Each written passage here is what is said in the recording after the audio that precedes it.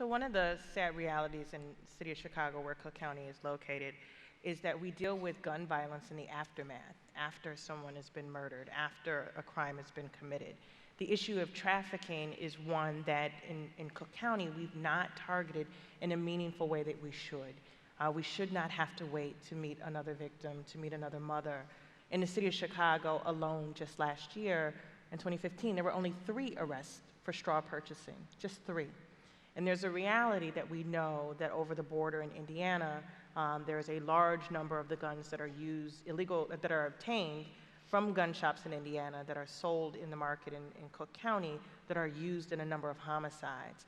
And what we need to do is not just wait for the gun to then be used, we have to be more strategic and targeted in dealing with trafficking.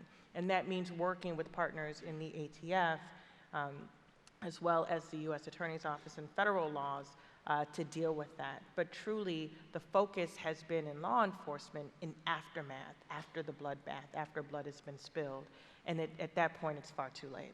The other theme that we wanted to try to touch on is this idea of cycles of violence and how it sort of, permeates the culture. We're talking about young boys who are traumatized. Tell us about how you're using that as a way of trying to do prevention. Well, one of the saddest cases that came out of 2015, out of many in Cook County in Chicago, was a 9-year-old boy who was sitting on a swing and was lured into an alley and shot in the head. This was a 9-year-old boy who was literally executed. And the reality of that is that the next day, that 4th grade classroom would see an empty seat where this 9-year-old will no longer sit. And the trauma for the other kids who are there is not met.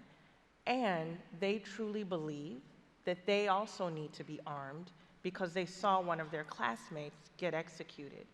And the unfortunate reality in Chicago and across this country is that it's easier to get accessibility to a gun than it is to get accessibility to mental health treatment to deal with the trauma that these children are experiencing. We have one high school in Chicago alone that had 6 homicides by gun violence this school year alone.